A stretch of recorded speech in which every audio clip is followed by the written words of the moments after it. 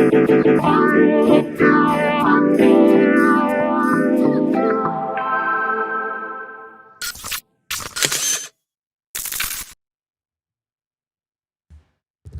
right, so I'm back. I fixed the echo. There should be no echo this time. I have my fan on, so hopefully you guys can hear that. And I'm live to Instagram, YouTube, and TikTok. So please let me know if there's any issues.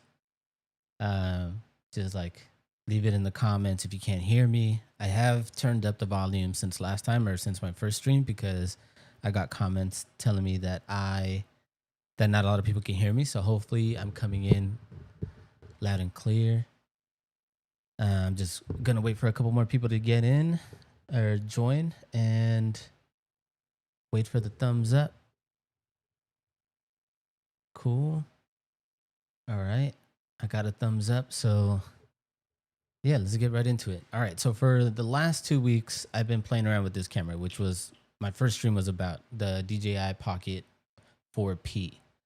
And I had a lot to say about it when I unboxed it. There was a lot of things missing. There was features that were missing. And really the video that I was making the last 2 weeks were comparing it to the Pocket 3 and the differences of workflow, because the Pocket 3 was perfected with the 1 and the 2. And then by the time they got to the third version, it was already, it had everything sort of like down, and there was not a lot of things that you had to worry about when shooting with it. You knew that it was going to track what it was supposed to track. Yeah, I mean, there's always improvements that it can do, that it can have, but it was a great all-around camera, and it's the reason why DJI sold literally hundreds of thousands, if not millions, of units of that camera. Like that, it's probably one of the best sold cameras of recent history. So when I picked this thing up and I started making that video, the things that I complained about, and I made another YouTube video about it, was the issues of overexposing when zooming in, when you're shooting in manual, not having variable ISO ranges, things like that. There was also other things that I had issues with, like I bought the creator combo, and really the only thing that you got separate or differently in the creator combo were these two things. You got the, shit, I'll pick that up. So this is the frame tap that came with the Osmo Mobile 8. So it's a cool little tool, but I honestly just use your phone. This is not worth it. And hold on, let me pick this up. And then this thing, this is the DJI Mic Mini 2. So this was one of my biggest gripes with it, with the creator combo, because, or they call it the vlog combo, because the DJI 4, or the Pocket 4, got the Mic 3, which is definitely the more pro version of the mic, which has internal recording. The Mic 2 does not have internal recording. And sorry, I'm keeping an eye out on my comments here. Where did I get the Pocket 4P? I ordered it off of eBay. So I paid for it with my own money, and the vlog kit came out to like $1,200. Like I paid definitely $200 over MSRP for sure.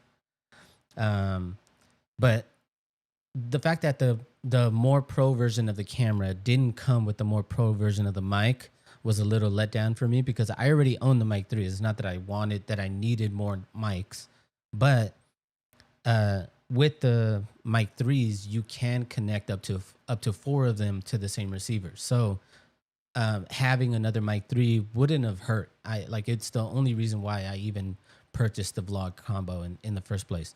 The base combo and the vlog combo both come with the little light that attaches to the back of the camera. So really, the two things that came with the vlog kit were not worth it, and I should have just ordered the base model, because it didn't come with a battery extension. I went ahead and ordered a battery extension from Small Rig. So this is the Small Rig battery extension.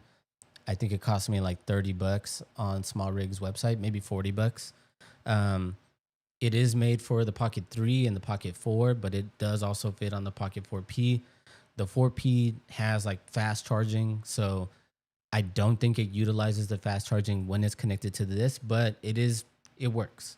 Also, the USB connector, it doesn't work as an extension. So like you can't transfer files through this. You have to connect it directly to the camera or to the little the cold shoe, or not the cold shoe, the screw extension here. So yeah. And when using this thing, I did go out and shoot with it. I tried to vlog with it. I tried using it in manual. I tried using it in auto. In auto, I had no issues with it. Yeah, shooting with D-Log in auto was awesome. There was no issues with lighting, no issues with noise when it got too dark. I haven't gotten a chance to really test like the night mode or the low light feature on the camera, but when using it in manual mode, which is how I use the Pocket 3, I would adjust the ISO to not go past either ISO 800 or ISO 1600, because when you're using it in manual, you want to make sure that you don't get a lot of noise in your image, in your picture. And I do, it's important to me. And I think a lot of people that use that camera professionally or like to color grade with that camera, they definitely, that's how they used it. That's how I use all my DJI cameras, the Nano, the 360, my Action 6. I all have it set to not go past a certain ISO range, because I know that because of these smaller sensors, they do get noisier faster. Now, I tested the noise on this thing on both cameras, or I guess not both cameras, but I tested it on the 1-inch sensor, and I tested to see what the noise was. And I did put up that YouTube video. And honestly, like, it is pretty impressive what it can do up to 6400 ISO. The big thing was that when shooting in manual and going into that 3x zoom lens, it would overexpose by a stop and a half to almost 2 stops. So the only way that I could use this in manual was to get this VND. So I ordered this VND also from Small Rig, paid with my own money, not sponsored. So this is a VND, and I would just overexpose it by 2 stops. And so this is how it looked like when it was on the camera. And honestly, that helped. It helped sort of like not have that exposure shift. There was a little bit of color shift in the image. I want to blame that on the ND filter, but I also know that that other people were having color shifts when shifting into that third lens. Now, I will go and show some footage from this camera right now, but let's go into sort of like reviewing some of the footage from this camera, and then I'll go over the new firmware update, because the only reason that video is not going up of like me comparing this thing to the Pocket 3 and how much harder it was working with this than the Pocket 3 is because they basically fixed everything with the firmware update. Not saying that this camera was bad. I really like the image that you get out of this. The 3x lens on this is awesome. The D-Log 2 is a feature that on its own is worth the price of this camera. So I will sort of just real quickly just review all that stuff and then talk about the firmware update. So real quick. So these are some files that I shot with it. So I have the most of these, I should have these videos muted, but this is just like the footage out of the camera, and I color graded it with 3 nodes. So right here on the right side, you'll see the 3 nodes that I use. This is the image straight out of the camera. So super flat. You can already see like how much information it's capturing here. You get to see a lot of the image when it doesn't have any processing. This middle node right here, this is the Rec 709 conversion LUT from DJI's website. Now for this camera, it's not available in the US on the US site. I had to go to the mainland China website for DJI to download this. So I was able to download the D-Log M. Oh, I'm sorry, not the D-Log M. The D-Log conversion LUT and the D-Log 2 conversion LUT for this camera from the mainland China website. Let me check for comments. Sorry, guys. I'm like, so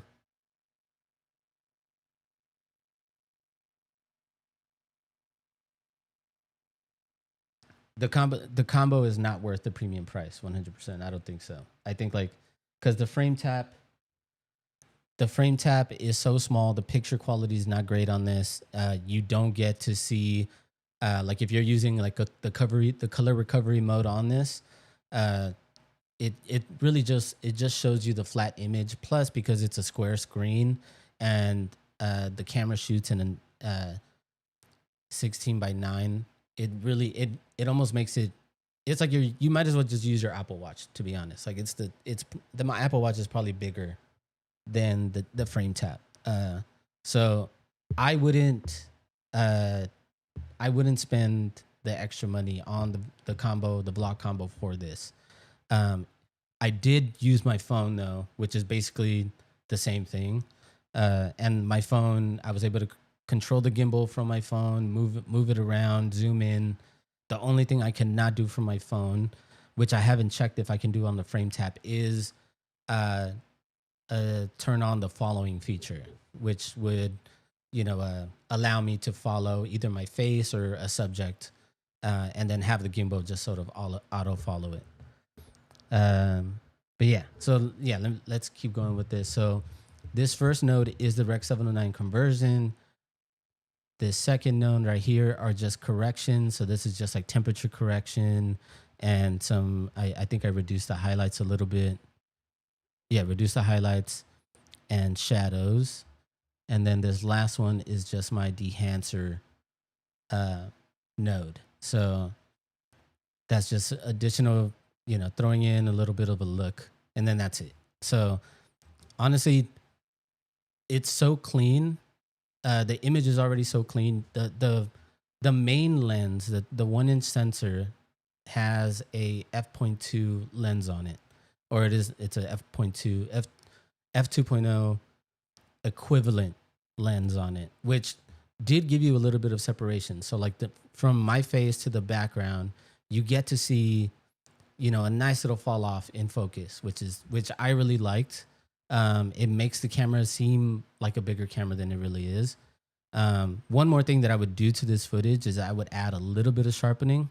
So in here on DaVinci, I would go into effects, and then I have like ultra sharpen added on here. Right now it's turned off, and I would just like turn it on. It's hard to see what it actually does, probably if you're looking at this on your phone, or I'm not sure how much YouTube is compressing this, or on Instagram, but it's hard to see what the sharpening actually does. But it does do a good amount. It's a nice little feature, especially because I shoot on this camera with -2 sharpening and -2 noise reduction. So it's nice to just sort of like be able to do that in post and not have to worry about the camera having to pick up a lot of that. Moving to the next clip. So this is me driving in my car. I did have it sort of like locked in a certain place, and it is a little darker on this part, but when I turn and the sun hits me a little bit more, it gets brighter right here. So a lot more information in the shadows. Like I said, let me just turn off the nodes here. So it's so flat. The image is so flat. It's D-Log compared to D-Log M is so much better. It's hard to even compare them because D-Log M was created for smaller cameras, smaller sensors, and this is the first time that we're getting D-Log in a sensor of this size. So D-Log alone is a really good reason to upgrade to the 4 or the 4P. And right now, and then I will talk about D-Log 2 in a little bit shortly. But let me turn on these nodes again. And then you'll get to see here, I zoomed in because I was listening to this Kanye album, and the song White Lines always gives me goosebumps because I'm like, it used that Stevie Wonder sample. And I zoomed into my goosebumps right here. But you see the overexposure here. And that overexposure, I was shooting in manual here, and that overexposure it was just one of the biggest issues with this camera, and part of the reason why you need that VND. Or I was even thinking of taking one of these ND filters, and one sec. I was thinking about taking one of these ND filters and just popping out the bottom one, just so I would have an ND filter on that top lens all the time. But because of the variable ND, it ended up working out. So honestly, I'm glad that I didn't have to, mess any accessories up for it, but worth it. And then let's keep going here. So I just like driving around LA, went to go get a car wash. Again, let me just turn off the nodes here so you guys see how flat the image is. So to go from that to this is pretty insane. I mean, like, there's just so much information, so much that you can recover. And I'm not going to go into like how much you can push or pull this, because I will suggest another YouTuber here in a little bit that you'll be able to see how much, like, he does a really good test of how much you can really push the new D-Log and D-Log 2. And honestly, it's like the best test that I've seen from any YouTuber so far on this camera. This camera is still not released globally yet. I do believe that it was released in China. Obviously, they were the first country to have it. And then I think they either just released in Europe or they're releasing in Europe this month or this week. The US will probably not get it. So it's really the only way to get it here in the US is to order through a third party. This was, I guess, the closest to a low light that I got to it is just like messing around with it while going through a car wash. And I don't know, I really enjoyed using this in auto. And here's like a good example of using it in auto. So just walking around with it, you get a really good sense of the stabilization. And then when you go inside, it's such a seamless transition that you don't even really notice the exposure change.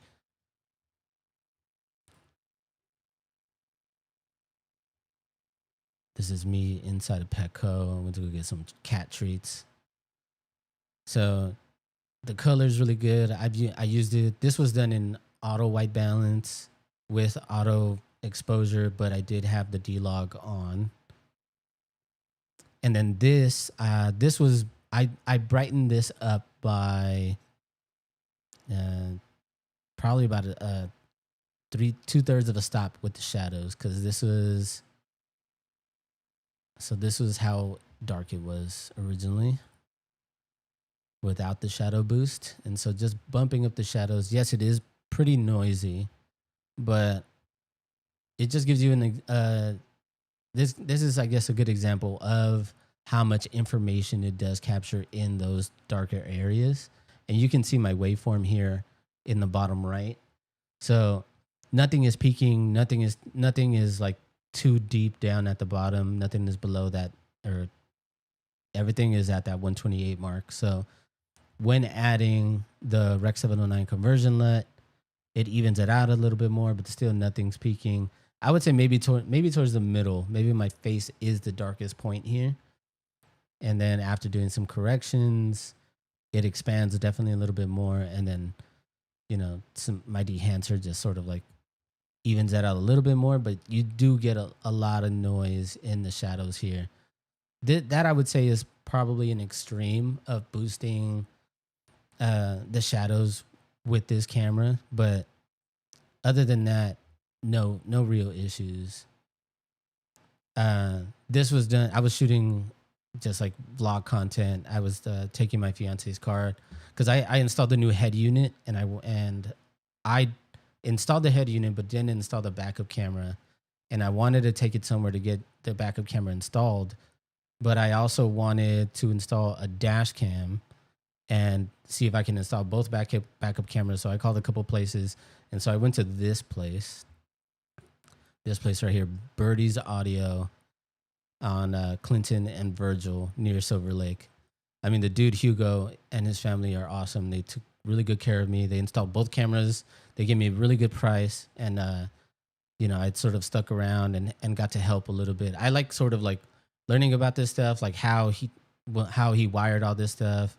Um, the dude knows what he's doing, obviously, and so like this was me just getting footage of the wiring of the cameras after they were installed. Um, it was a lot of fun. There's Hugo there, so he was just wiring up the backup cameras here, making it look nice and clean, so nothing was like showing or like it didn't look too janky. Everything ended up looking like it came straight from the factory, and it was great. So, and then this was me messing with the front dash, installing the dash cam, and then the center console monitor. So, my fiance now has CarPlay in her car because she didn't have it before, and that's me just sort of like hiding the wire up at the top. But again, this is just a good example of like the image is really clean. I don't have any complaints on the image or how D-Log performed. It was more of having to worry about, will it overexpose if I needed to zoom into that third that 3x lens. Will it overexpose? Will it have a color shift? There were times where in that 3x zoom lens, it would be fine even in auto and then overexpose, which was a little weird. And this was me on the drive home, sort of like giving Hugo a shout out. And there's the dash cam so the dash cam has a backup camera. So both cameras were installed. So this has the backup camera, both recording forward and back. And then I have the center console there installed. So honestly, Amazon came in clutch for this kind of stuff. Sorry, I know this is a little bit off topic, but I really like doing that kind of stuff. Just taking things apart, putting things back together, finding things to play with. Especially too, like you have like a Honda Civic. They're so fun just to like find things to do with. I think my next thing that I want to do to her car is just put new headlights and tail lights on them, upgrade them to LED. But anyway, so I did go to Griffith Park, and this was more seeing what it could do with lighting, with color, with the 3x lens. So this guy looked like James Franco. I don't think it was James Franco, and I wasn't even trying to get video of him. I was trying to get video of the sign, but he did kind of look like James Franco. And I was like, is that James Franco? I'm not really sure. But I was driving into Griffith Park, just holding the camera out the window, and me walking up the trail to the observatory. And this was all in D-Log. Again, let me turn off the node so you guys can see. This was the image out of the camera, and then this was converted to Rec 709, and then with corrections, that's with my temperature and light correction, and then the dehancer just sort of like crunching it down a little bit more. Honestly, no complaints with D-Log or how it performed. I think the biggest thing was making sure it didn't overexpose, and this was at 6x zoom on the walk up. So still very clean image. Let me show you guys this. And then this is so the smaller sensor on this camera in the 3x zoom lens has a 1.8 f1.8 lens on it. But because the sensor is smaller, I would assume that the exposure would be around similar, because smaller sensor, larger aperture, it would be the same amount of light hitting that sensor. So that's what I assumed would be the thing. And I didn't think there would be so much of an exposure jump. But and I'll get into it in a little bit, but from the settings, you'll get to see in a little bit how much they actually fixed, and also the difference in exposure or how sensitive the sensor can be to light. So that's with the nodes turned off. That's with the Rec 709 conversion, color correction, and then my dehancer, just sort of crunching everything down again. And again, so this is zooming out and then zooming in. This was with the ND filter. So you can see this was shot in manual and there was no exposure change. You can barely even tell that there was a color shift. So that ND filter really did help. Maybe there's a little bit of a color change, but it was and then that's 12. So this is 12 times zoom here from where I was. It's not super clean, but it is really nice. I mean, like it's nice to have the ability to zoom in 12 times if you needed to, you know? And then that's all the way out to 1. And then this was finally at the observatory, just taking a couple shots. I think the best thing about this camera, being able to have a small handheld camera with a gimbal, with a 3 times zoom lens on it, is sort of just like that parallaxing feature that you get. Obviously, like if you're walking, you have to be aware of the up and down movement that you get. But all this is just color corrected from D-Log. And it's really great. Here's a great example of the parallax here. So I just start walking and you get that rose bush up in the front and you get the Hollywood sign in the back. Another example here, the Hollywood sign in the back, and then just having the, what are those things called? The binoculars come into, start moving, or with the people as well. So this was, I'm pretty sure this was an auto here. So just changing the exposure and you can tell. So this was an auto. I had the ND filter on, adjusted for manual exposure at the top. So that's why it went dark and then went brighter, because it was auto exposing from, even though it had that darker filter on top of it. So I'll rewind it one more time and you guys could see. So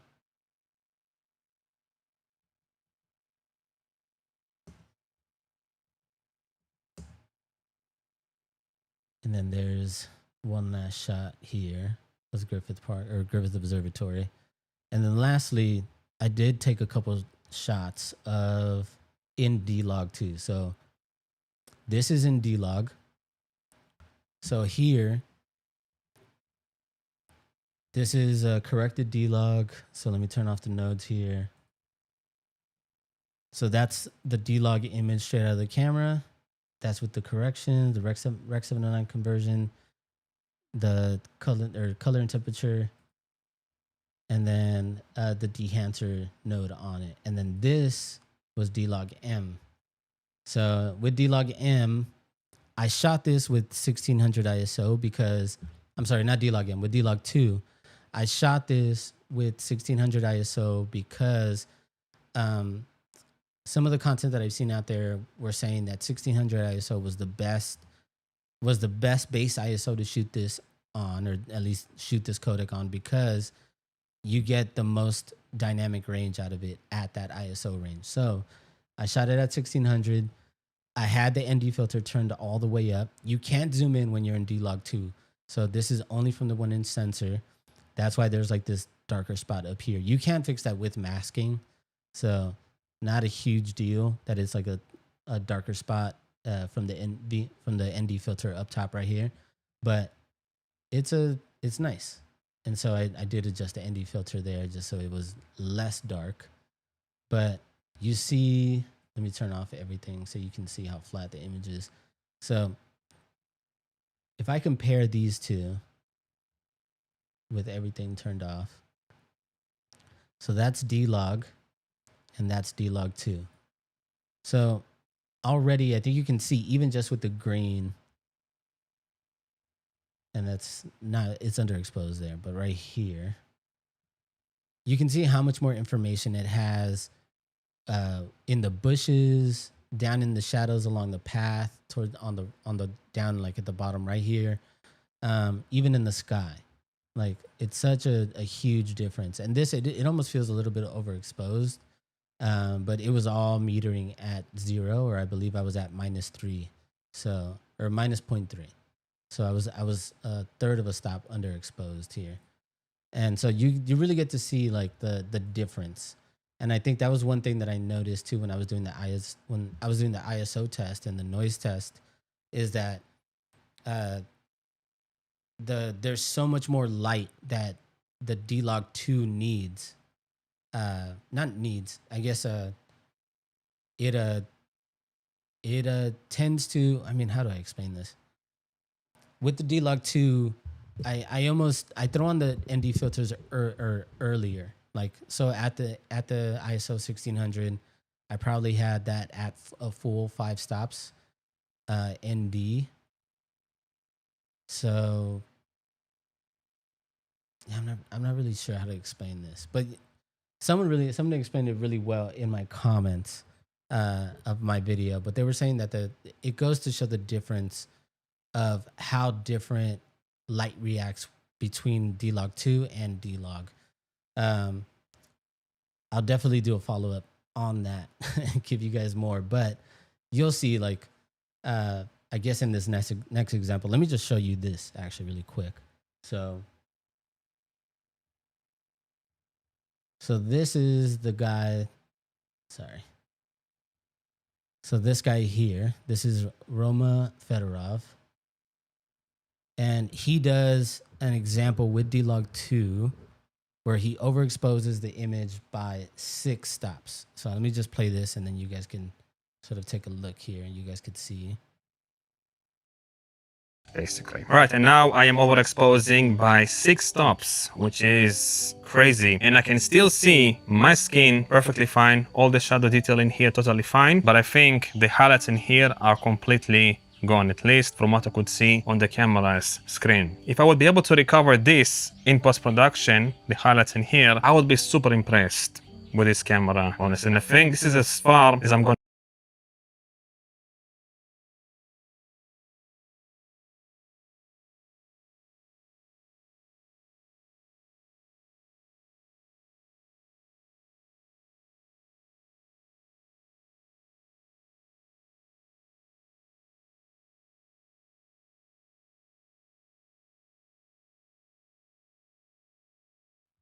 Sorry, I was muted. So yeah, this guy's been doing a lot of testing with D-Log 2. I highly suggest you guys go watch a lot of his content. He's been killing it, just doing a bunch of pushing this camera to its limits in D-Log and D-Log 2. This is one example where he was pushing it to 6 stops, or pushing it the camera over six stops, and just to rewind a little Super bit. impressed with this camera, honestly. And I think this is as far as I'm gonna go. Let's see, right here. Completely fine on the screen of the camera, even though on the screen of the phone everything looks completely crashed. I'm sure I will. All the shadow information in here is still completely, it looks completely fine on the screen of the camera, even though on the screen of the phone everything looks completely crashed. I'm sure I will be able to recover all of, but again, all the shadow information in here is still completely, it looks completely fine on the screen of the camera, even though on the screen of the phone everything looks completely crashed. I'm sure I will be able to recover all of this information in the shadows, but I'm not really sure if I will be able to recover the information here in the highlights, basically. All right, and now. Okay, so this is, I mean, like, to see this image come out of a camera and then to be able to correct it to Now I am this overexposing by 6 stops, which is crazy. Is insane. So like that just goes to show like the dynamic range, the latitude, and how much you're able to push and pull in D-Log 2.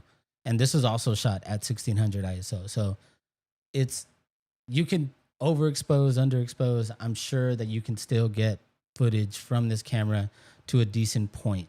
So I definitely suggest you guys go check out more of his content. Again, his name is Roma Fedorov. So yeah. And then finally, let me tell you guys about this update and why I couldn't upload a video today, because the update that they basically released, a lot of the issues that I was pointing out in the video that I was working on this camera were fixed. The big issue was obviously the overexposure on zooming in manual, And then another issue that I pointed out was not having ISO ranges like they did on the Pocket 3. On the Pocket 3, you were able to shoot in D-Log M and then get an ISO range of 100 to 800, 100 to 1600, 100 to 3200, all the way up to, I think, 6400. So being able to have those ranges just gave you a little bit more flexibility when shooting in manual. And sorry guys, let me just check on the comments. I don't stream a lot, so I just want to make sure that I get you guys, that I answer you guys. I'm waiting on my 4P to arrive. Do you like it? I'm currently using a Canon R50V, but looking for something stabilized. Would you say the 4P is significantly better than the iPhone? I would say, I mean, it's hard to compare, right? Because the iPhone can do a lot, and like you've obviously seen like what iPhone does with their own commercials, shooting everything on iPhone. But they go through to like really far lengths to be able to do and get the quality out of that camera. Like, for example, shooting with like crazy lenses, building these rigs and putting these lenses on that camera. And now, like, yeah, like a lot of people that shoot with the iPhone shoot with Apple Log and Apple Log 2 and are able to get a really good image. The downside of that is that it eats into the memory of your phone unless you're using an external memory and you're shooting in it, and you're sort of like constantly dumping that footage either off of your phone or off of that external memory. Also too, like, it's your phone, right? Like it's something that you use on a daily basis, that you're using not just for photo and video, but also like to communicate as your GPS to get to places. So I would say based on those things, like this takes a lot of that weight off of your phone. And yes, like I do think that the 4P does have a significant, I mean, just because of even this D-Log and D-Log 2, being able to get this type of image, have your own memory on the side that doesn't take up any memory on your phone, sort of like, it's one more thing that you have to carry, but at the same time, it does make it a lot easier because you're not having to put your phone on a gimbal, have to stabilize your phone on the gimbal. Like you just pull this thing out, turn it on, and then it just turns on by itself. Like, and then you're ready to go. So honestly, I do think that it's a better option than your phone. Do I think it's the most convenient over your phone? Probably not, because I think, people say like the best camera that you have, or the best camera to use is the one that's in your pocket, right? So if you already have an iPhone and you haven't used it in that sort of like more professional manner of shooting, using like, the DaVinci app on it, shooting in manual, shooting in Apple Log, then try that first. But if you're not looking to sort of like overcomplicate the thing that you have in your pocket and use as your sort of personal device, then this is 100% a great option. But I don't ever want to just like sell you guys on something. Like I paid for this with my own money. I would say I'm pretty, not, I'm not the most financially responsible with my money. So that I've purchased 2 cameras in the past month and a bunch of accessories. This and the Luna Ultra. This one's for me. The Luna Ultra for my fiance. And so I would say that as someone who uses a lot of cameras, I do think that it's really fun, and I do think that it takes, now at least with this firmware update, it takes a lot of the thinking out of shooting, especially now that you can sort of like shoot in manual with the different ISO ranges. Let's see. I know. Sorry, someone got on me for not checking my comments. Sorry. But yeah, it's because I have I have this thing on 3 separate screens. I have TikTok, I have Instagram, I have YouTube. I'm trying to do my best. Sorry, guys. But yeah, Um, let's see. Let me show you guys real quick. So before, when I would go into manual exposure, the only option that I had was this option here. Let's see. Hopefully you guys can see that. I don't know. Hold on. I know this camera has an ND filter. One sec. Okay. So this was the only option that you got. That's too bright. One sec. Okay. So this was the only option that you got. So you got 400 to 6400. Now I'm able to adjust it to 400 to 600, 400 to 3200, and 400 to 800. So already, like, having that option for a you know, this camera, which again, this option was on the Pocket 3. So when I first got my hands on it and wanted to use it in manual and saw that it didn't have that, you know, I was disappointed because I already have sort of like a workflow that I have a grasp on when it comes to the Pocket 3, and not being able to just utilize this the exact same way. I was expecting the only difference to be that second lens and the D-Log. Which again, like I said at the beginning of the stream, D-Log and D-Log 2, I think, are good enough reasons to upgrade from the 3 to the 4. Just because there's so much more dynamic range. Again, I think Roma uploaded a video on the differences between D-Log M and D-Log. So I suggest you guys take a look or take a peek at that video, because he does a great job at just showing where D-Log M clips versus versus how much more information D-Log and D-Log 2 does keep in their highlights and shadows. I'm not sure if that made sense, but how much more information the D-Log M and D-Log and D-Log 2 keep in their highlights and their shadows. So, yeah, I think like that was one thing that the firmware updated. Another thing that it updated is that it added HDR. So we finally have an HDR in this camera.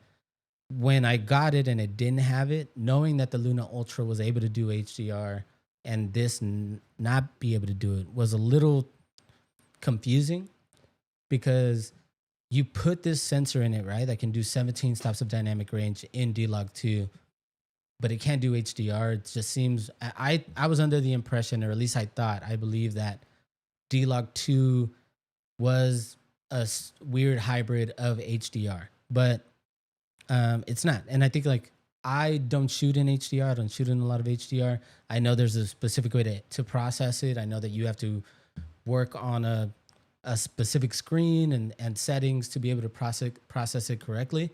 So I don't use a lot, but let me show you guys what it just proved to you guys in the menu that it does have it real quick. So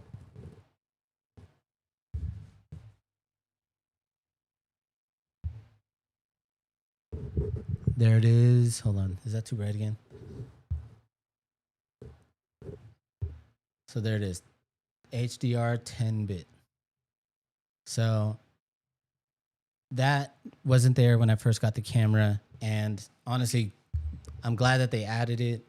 I think like it's closing the gap between what the Luna Ultra can do and this. And I think like the Luna Ultra, I think like they pack so much features into that thing. It's crazy. I think the one thing that it still lacks, and I don't think that this camera will ever, I'm sure that, I mean, maybe the next version, like the DJI 5 or whatever, the 5 Pro that will eventually come out, I'm sure, will have a detachable screen like the Luna Ultra, and we won't have to deal with something like this, because this again, and let me just show you guys while I have it in my hands.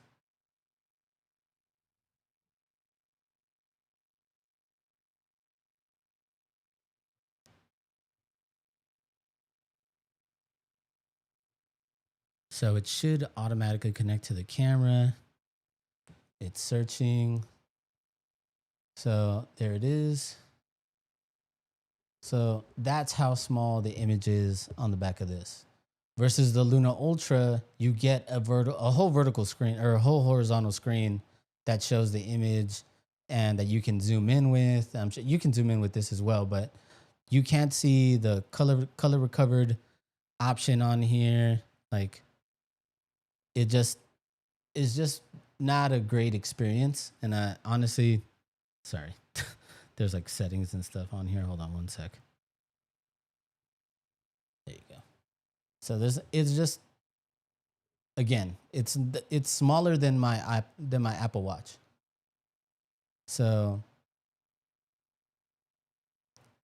again, I would just use my phone and just to compare. Let me show you how my phone works. So I would just go onto the Mimo app.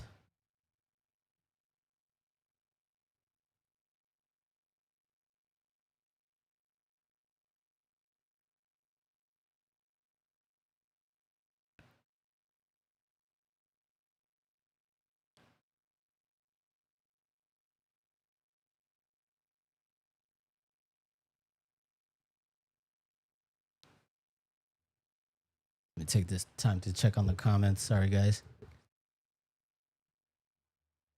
Instagram, I feel like I neglect you guys because I just see a bunch of people joining and leaving, and then there's comments in between that. So it's like so hard. It's like I have the most amount of followers on Instagram, but it's so hard to keep track of the comments because I get a lot of comments and then a lot of people that just join and leave, and then I have no idea. Like I shouldn't be able to see the joining and leaving. I should just be able to see the comments. All right, so here is what it looks like on the phone. So way better than the frame tap. I can turn this to the side, get a bigger screen. I can zoom in. Hold on.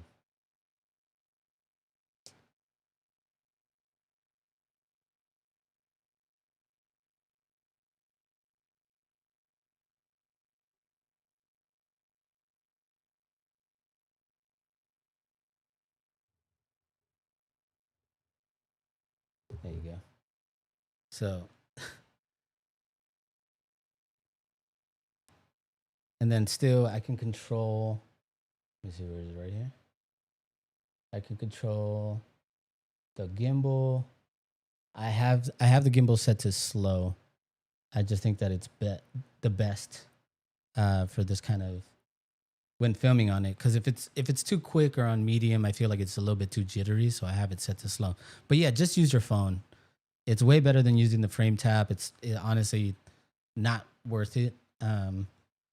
So that's one thing that I think I wish I would have just saved those $200. I think like you can get a base model 4P for like $850, maybe a little bit less.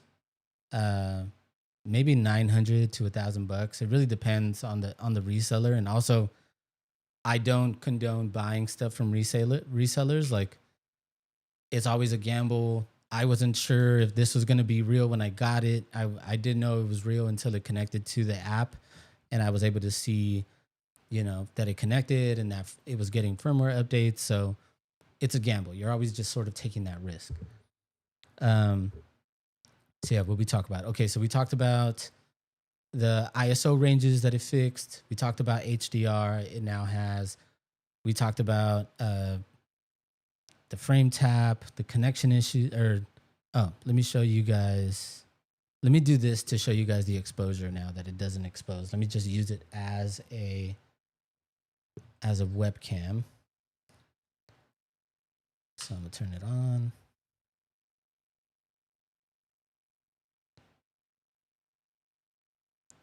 All right.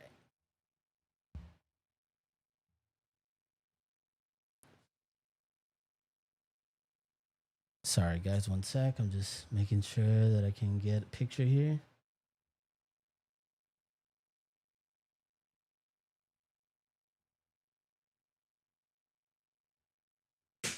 There you go. Oh, sorry. It's too big. Okay. So this is now the picture coming out of the 4P.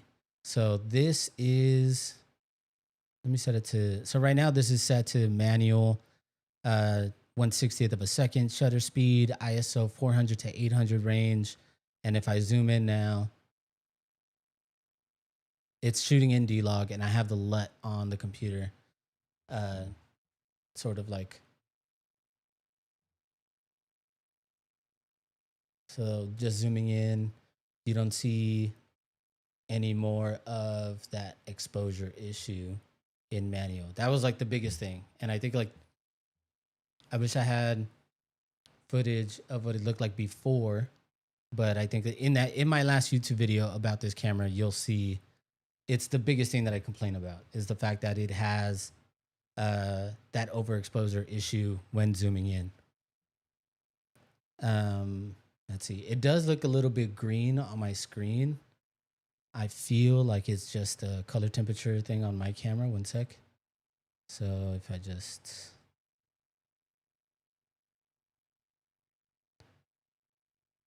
that's even more green.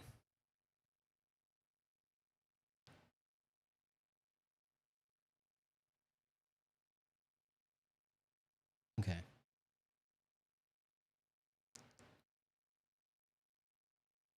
I mean, it's difficult because it looks great on the back of the camera, but then on my computer, which is, I don't think it's calibrated, to be honest.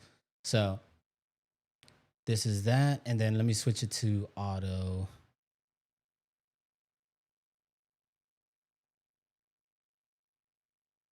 So this is in auto. Still in D-Log.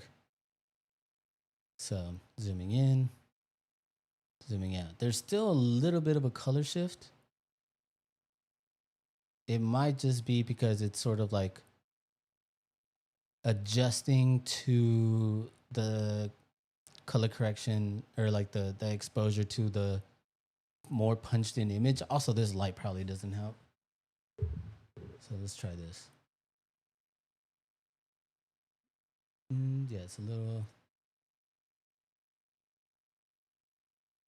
It could just be too because I have the ISO too low here. One sec.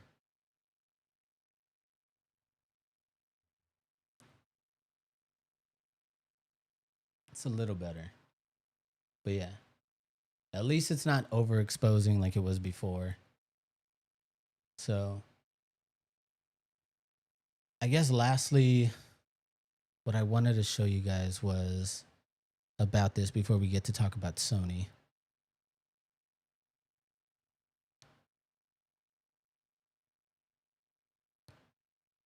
Oh, what they haven't updated yet. So is disconnecting this.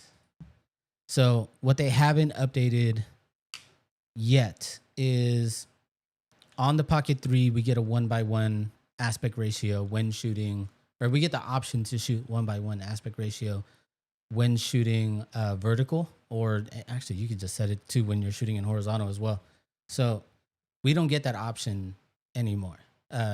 So we don't have a 1:1 option right now. It's only 16:9 or 9:16. So that's one thing. Another thing is we don't have log in slow-mo yet. I think if they fix those two things, because in the Luna Ultra we do get iLog in every mode, basically. We get it in slow-mo, we get it in both lenses, which this now has D-Log in both lenses, but not D-Log 2, which is fine. I think that bigger sensor, the fact that it can only do D-Log 2. Also, I didn't check if HDR is only with the bigger lens. Let me double check real quick. So HDR, can I zoom in?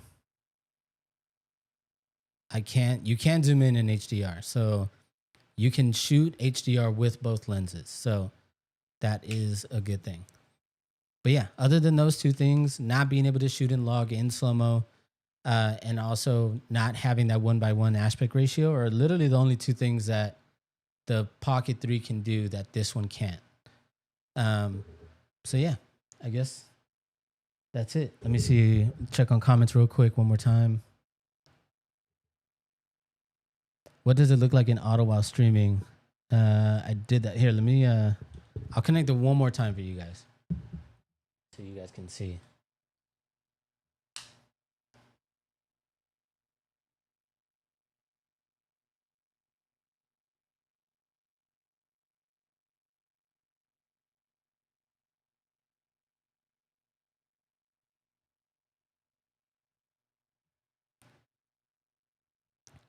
Okay, so this is auto. This is in D-Log. I don't want to take it off of D-Log because I have the Rec 709 conversion LUT on OBS. So if I take it off of, if I switch it to normal, this is how it would look, because the LUT is doing a lot of heavy lifting right now, converting it to like a usable picture. So this is the image straight out of it in D-Log, in auto. So again, that's zoomed in and that's zoomed out. But I mean, another thing too with this camera is like that 3x lens. Let me look at the separation here. So you get a nice depth of field, and I'm probably 1.5 feet away from the camera. The mic is probably 8 inches away from the lens. So this is just like really nice, like a really nice quality picture to be able to get out of such a small sensor. It's pretty insane.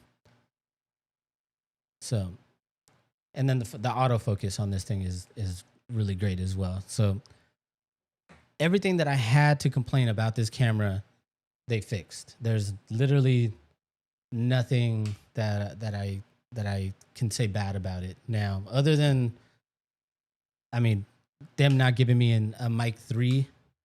It kind of sucks with the more pro camera, but it's fine. I already had mic 3s, and then honestly, because I already had them, I'm using them anyway. Oh, and then I think like the one thing I didn't mention.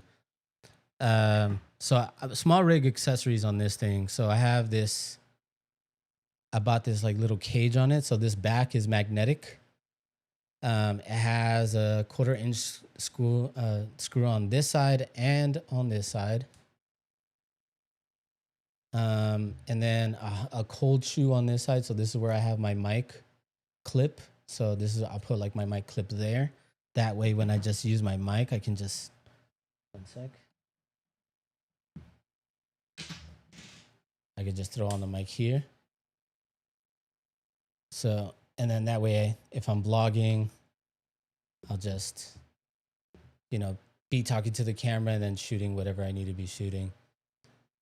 And it should automatically connect. So, or at least you can pair them pretty well because they are both DJI products. Last thing that's really cool about this is it turns into like a little tripod. So this was one of the things that they launched recently. So again, not sponsored. I paid for this with my own money, but Small Rig does make really cool stuff. So again, I got the Small Rig little cage. I got the VNDs with it. I also have the Freewell NDs, but they don't make VNDs. They just make the regular ND filters for it.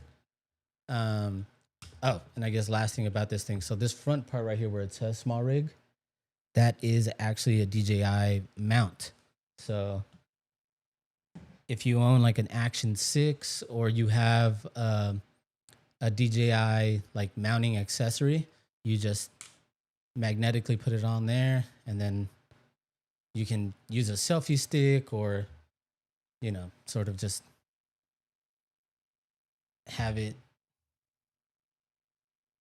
So it's really cool. Like it makes it way easier to just sort of use, which I'm not sure why DJI didn't think of that themselves, is to just throw a mount. Actually, hold on. No, yeah. I thought the bottom was a mount that I could do this to, but no. So yeah, the fact that Small Rig sort of like thought of that is really cool. Check on comments one more time.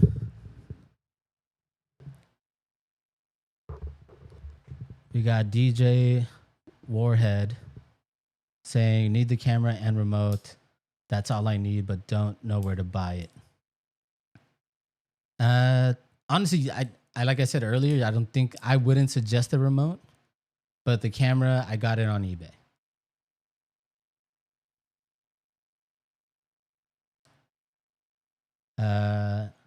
ADZ also asks, what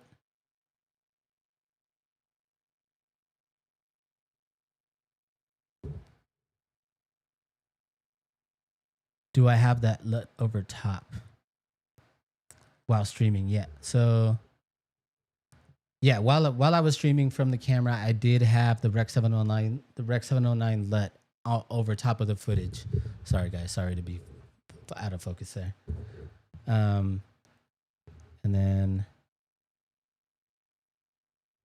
Debbie is excited for her 4P. It is a really good camera. I don't want to knock it. I think like I was very harsh on it when I unboxed it, but it is a very good camera and I'm having a lot of fun with it. And now with this more recent update and basically voided the video that I was working on, it's going to be 100% easier to work with, knowing that I have that variable ISO, knowing that I can stay at a lower ISO without worrying about the footage getting too noisy if I need to shoot in higher ISOs. Oh, hold on, one last thing. So the difference, let me just show you this because I saw another creator do it and I thought it was a perfect example on how to show the difference between the lenses. So when you're in HDR,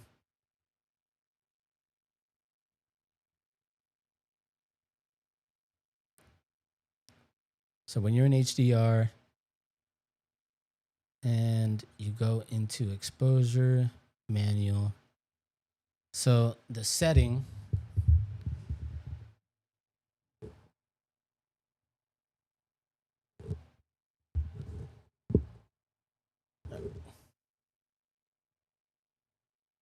not too much.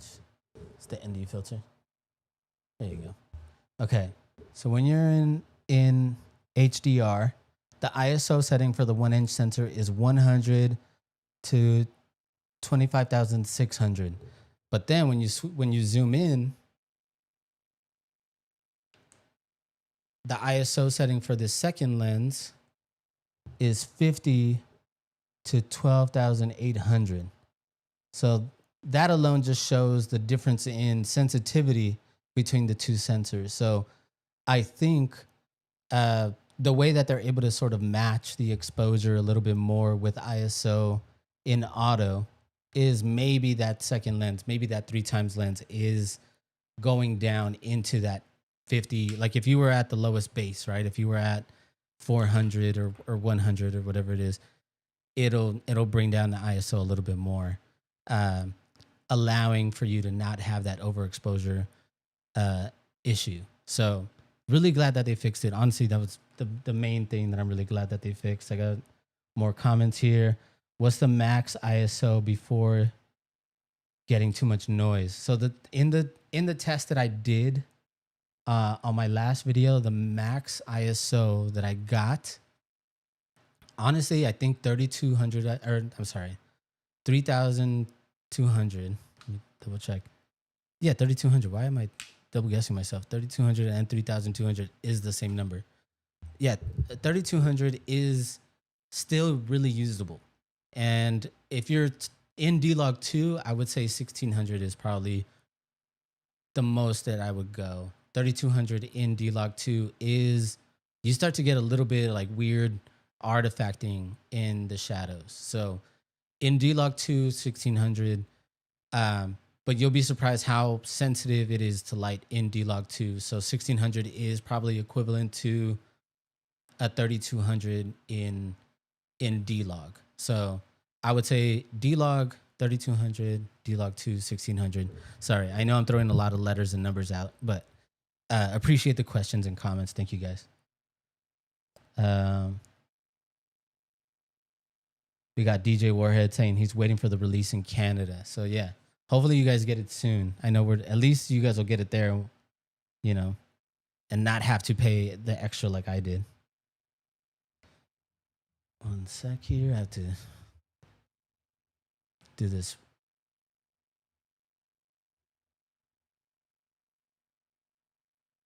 I'm getting this like prove, like sort of like prove that you're still human to continue your live on TikTok. So I had to do that real quick. Cool. All right. So now let's talk about the Sony. So the Sony FX5 is rumored to come out this week, or I think the 22nd, which I think is this week. And I think there's a lot of rumors out there, whether it's going to have global shutter, you know, the price of it being like, people are speculating, or it's rumored to be around the $6,000 price range. And I think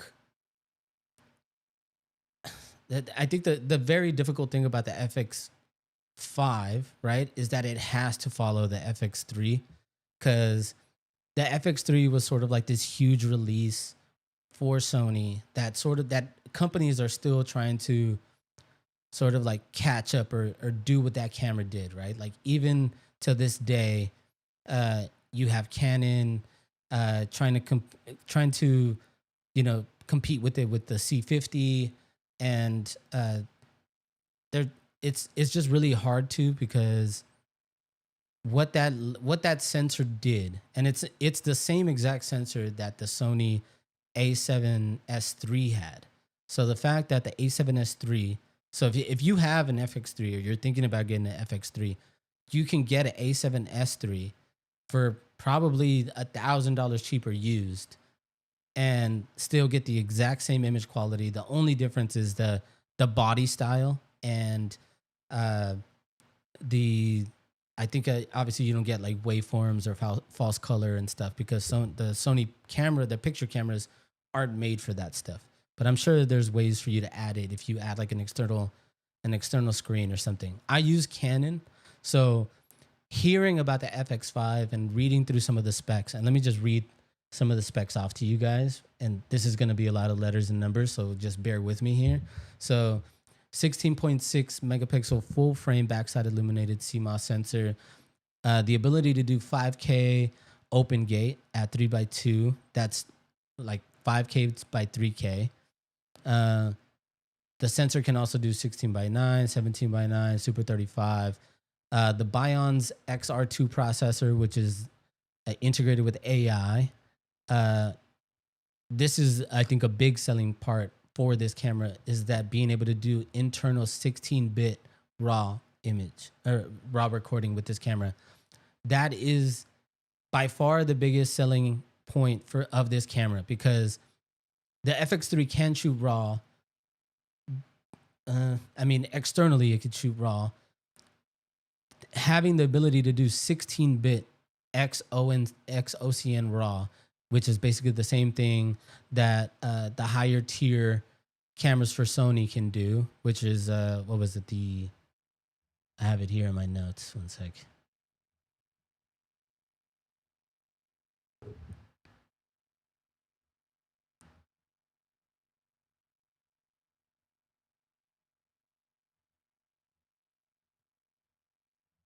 Why did I make my notes like this? Here we go. The Venice. So the Venice has the ability to do the same recording, the XOCN RAW. Here's the thing though.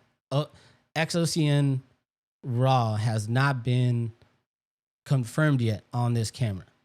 They're confirming OCN LT, which is a light version of OCN, and they're also confirming two new versions of the XOCN, which is C1 and C2, which is a compressed version of the OCN RAW. So what I'm assuming is that because this camera is going to be shooting to SD cards or CF Express Type A cards, because it's such a smaller body than the Venice, that it's going to be, I think you'll still be able to shoot in that raw, in that sort of XOCN light, which will probably not be 16-bit. It will probably be 12-bit, just like the C50 does with their sort of like internal RAW. But you can probably, and you would probably need CF Express Type A cards to get anywhere close to that 16-bit, which CF Express Type A cards are very, very expensive. If you've purchased them, you know they're. I don't know why they're so expensive compared to the CF Express Type B cards, considering that CF Express Type B cards are a little bit more like, I guess you're playing because of the smaller size, right? Like they're smaller, they pack a little bit more of a punch, and hopefully they're not as fragile as regular SD cards. But it does say on here, or at least some of the rumors are saying that it's going to be able to shoot to SD and CF Express Type A. Sensor shifts with IBIS, triple base ISO, which is again a big thing, and something that the C80 can do and the C400 could do with Canon. So one of the big things with Canon was that their C400 camera has a triple base ISO of 800, I believe 800 ISO. I want to say 3200 ISO, and also 12,800, which is, I mean, like I've talked about it in previous YouTube videos, but my R1 looks pretty fucking good at 12,800 ISO when I'm recording video. But that camera has not been confirmed to be, to have triple base ISO, even though it's the same sensor that is used in that higher end camera. So it's a good camera, and I still think that the R1 is one of the best hybrid shooter cameras out there to be able to do great photo and great video. But and we finally got false color in that camera with the recent firmware update, but that's not what we're talking about right now. Anyway, 3.5-inch fully articulating screen, optional removable tilting EVF, and then the slightly thicker than the FX3. So those, sorry for all the letters and numbers, guys, but yeah. So that's what I mean, I think the biggest thing from a Canon shooter, from my point of view, you're going to be paying close to $6,000 for a camera that can do open gate in 5K, when the C50 could do open gate in 7K, up to 60p. I think the main difference here, and like I said earlier, the biggest selling point is that 16-bit XOCN codec. That's really the biggest thing, is that it's going to be a Venice in a way more compact body style.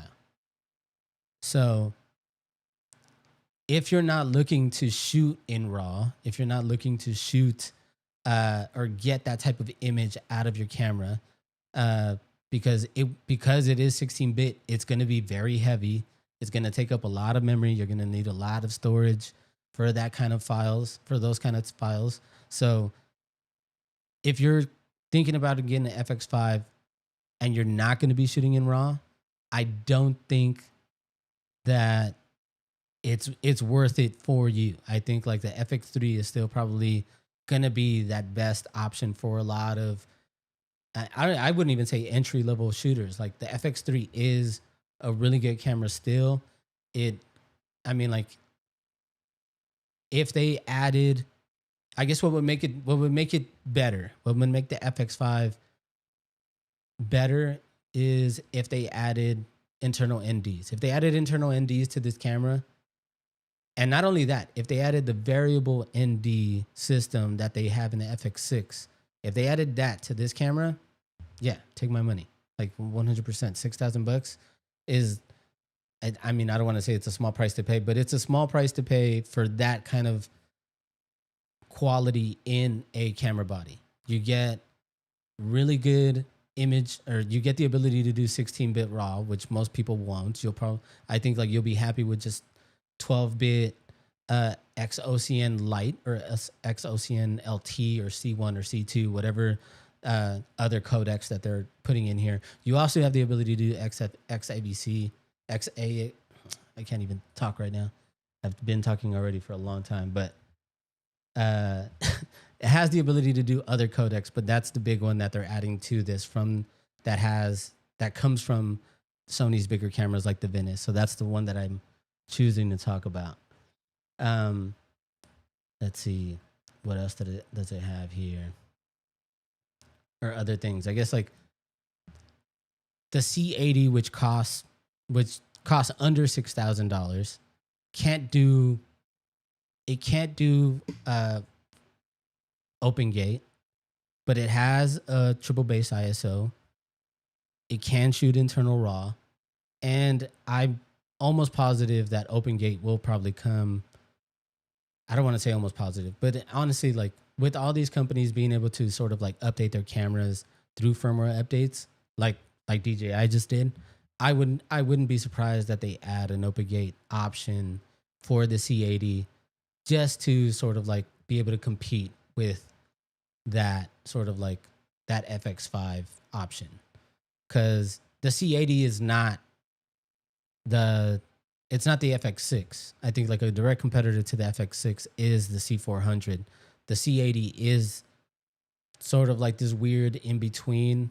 I used to have a C70. I love the C70. I sold it to possibly get a C80, but instead I settled for getting 8K sensor for the 4D, for the DJI 4D, because that's really, I mean, like I would probably use the 4D more, which I have been, and I've enjoyed using it a lot. So just having the ability to have 8K and sort of like what that sensor can do, at least in a cinema camera with an integrated gimbal, it's basically the cinema version of this. So the 4D is the cinema version of this. So I went with that instead of getting the C80. But I'm getting off the topic here. But yeah, C80 slightly cheaper than what the FX5 is being predicted to sell at, and has also a triple base ISO. It can't do open gate, but like I said, it might come in a firmware update. And yeah, I guess the only thing too is that like Sony you have so many more lens options with Sony. So I guess we'll wait and see. Again, also the C80 does have internal NDs, which makes me believe that because it has internal NDs and the FX5 is charging that more premium price, I don't think that they would. I mean, maybe they will. Maybe Sony will charge that much just to be able to shoot 16-bit RAW. I just think that cameras like that are sort of like aimed to creatives that want a more compact camera, because Hollywood's going to take this and put it in cars and destroy them. Like these are going to be used as crash cams. But for any regular creator out there, these are going to be cameras that you pick up that you want to just get like a great image out of, and having that triple base ISO and being able to do 16-bit RAW is going to be amazing for a lot of creators out there, just to have another option to do it. Just for Sony to have anything, cheaper than the Venice to be able to do that type of quality is awesome and a great option. I just think that if you haven't committed to any one company yet, or if you're not planning to shoot 16-bit RAW, I think just go with the FX3 or go with the C80, with the Canon C80, and get that triple base ISO still, and have the ability to shoot, and have those internal NDs. Honestly, like I'm biased because I own the C70 and how much I love that camera.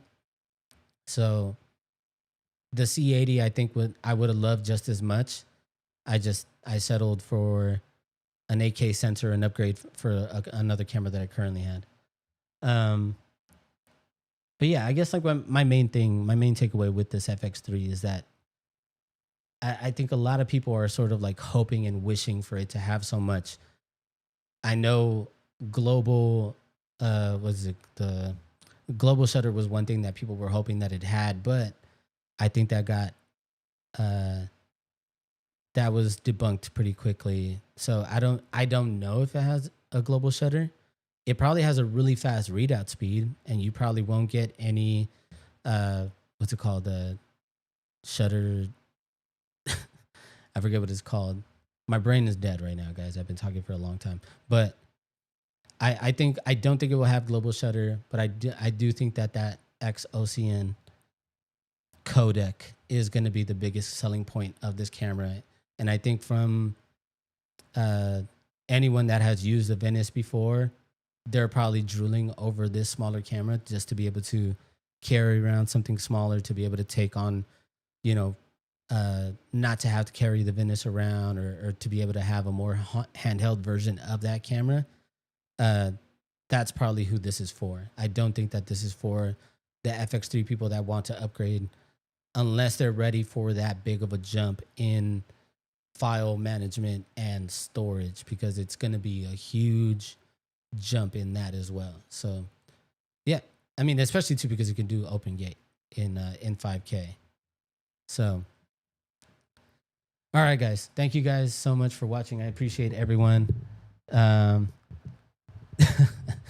So everyone's, people in my comments want me to go back and talk about the 4P. I appreciate you guys. I'll keep this stream up on my YouTube channel so you guys can watch it back if you guys want. But thank you again. Appreciate everyone watching. Thank you again for tuning in. And I have another podcast episode coming next week. But until then, keep shooting. Peace.